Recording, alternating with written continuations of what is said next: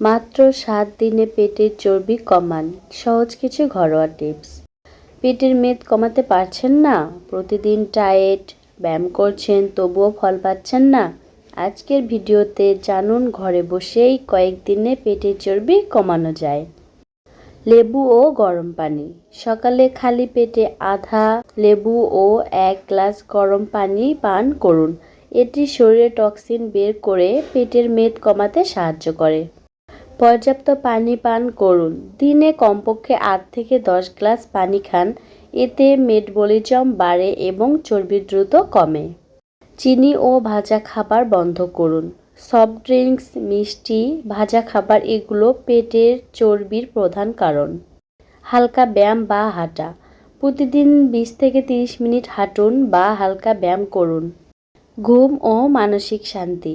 পর্যাপ্ত ঘুম এবং মানসিক চাপ কমান। স্ট্রেসের কারণে কর্টিসল হরমোন বাড়ে, যা পেটের চর্বি জমায়। পেটের মেদ কমাতে নিয়ম মেনে চলুন অন্তত 7 থেকে 15 দিন। ধারাবাহিকতা বজায় রাখলে ফল পাবেন নিশ্চিত।